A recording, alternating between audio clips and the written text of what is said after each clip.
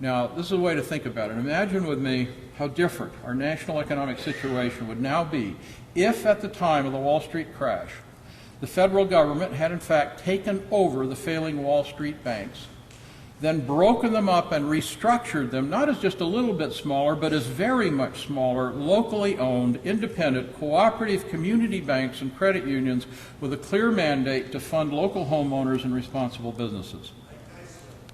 Far from being a radical idea, it would look very much like the money system we used to have based on community banks, mutual savings and loan associations, and credit unions, which, as I think somebody back here reminded us, until the frenzy of deregulation that began building momentum in the early 1980s and destroyed it. That was what we used to have. Now then, to take this little fantasy a little further, then imagine that instead of pouring trillions of dollars into Wall Street bank bailouts, that the government had instead directed that same money to adding to the economic stimulus spending targeted to local businesses, governments, and nonprofits, putting people to work, addressing the priority needs of our communities.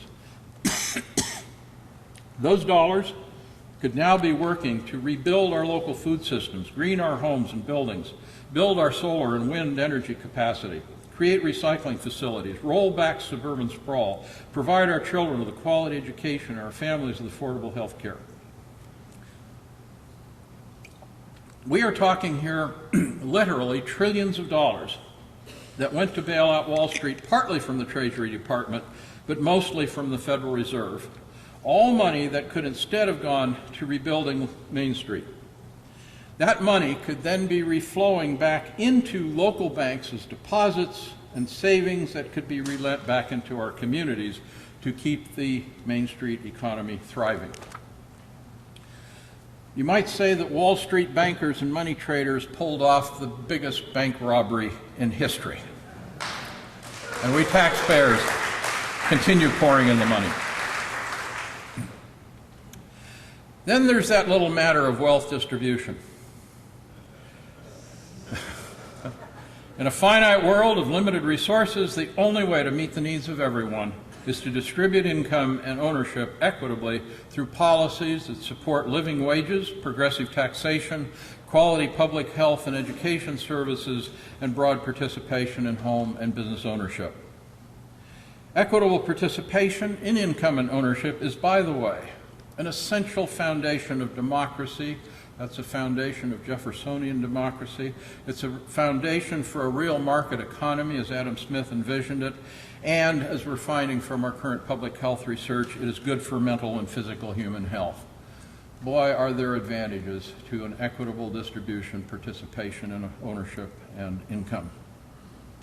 In fact, we were raised in America to believe that capitalism is synonymous with a market economy, synonymous with democracy, and synonymous with human liberty. Any of you ever hear that story? And it turns out it isn't true. The term capitalism, of course, means rule by capital, which means rule by the owners of capital, and it was a term originally coined to refer to an economy in which ownership of the means of production is monopolized by a small financial elite for its exclusive benefit to the exclusion of the interests of the rest of society. Now, does that sound familiar? That is the true meaning of capitalism. It is what we have, and the consequences are well known. Now, as Wall Street so clearly demonstrates, capitalism, in fact, seeks monopoly control of every aspect of daily life in order to avoid market discipline, and it uses its money and lobbyists to circumvent democracy and hold politicians hostage to Wall Street interests. You put that together, and what you realize is that far from being the champion of markets and democracy, capitalism, ruled by big money, is the mortal enemy of both. We're constantly told that the only alternative to rule by Wall Street capitalists is to sacrifice our individual liberty to rule by socialist bureaucrats. What we're not supposed to notice is the obvious fact that the obvious alternative to capitalism is what capitalism promises but does not deliver. real democracy, and a real market economy, which is described by Adam Smith, looks a whole lot more like a local living economy than an economy ruled and centrally planned by Goldman Sachs, Walmart, and Monsanto. We're trying to get away from this privatized communist central planning to real community control, real democracy, and real markets. Real democracy and real markets both depend on people's taking control of their lives to create and grow from the bottom up political and economic institutions responsive and accountable to their needs and preferences. Much of our new economy work is local. Our vision, however, is global, and ultimately we must put in place global rules that limit the rights and size of individual corporations, support balanced trade, set fair and stable commodity prices, and internalize the true cost of goods and services in their market prices, all in line with what I learned when I went to business school are sound market principles. Although as a topic for another time, these same policies best serve the interests of the poor of low-income countries because they support their efforts to regain control of their own resources to use them to their own benefit. And if you're interested in that particular subject, I highly recommend the book that John Kavanagh co-authored on alternatives to economic globalization, which is the defining work on that issue. So here's our work. We must raise public consciousness of and commitment to a new economy vision of a global system of human scale, interconnected local living economies that function in harmony with local ecosystems, meet the basic needs of all people, support just and democratic societies, and foster joyful community life.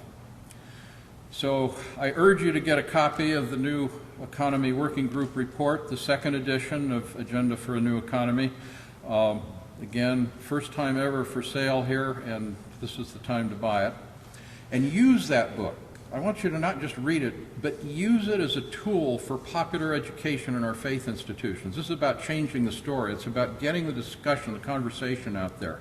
And we will be posting discussion guides and other popular education materials on our New Economy Working Group website, neweconomyworkinggroup.org. neweconomyworkinggroup.org, one word. Ours is an epic, even audacious undertaking. But the future of humanity hangs in the balance, and we stand beside millions of people the world over who are rising to this great challenge. Now is the hour. We have the power.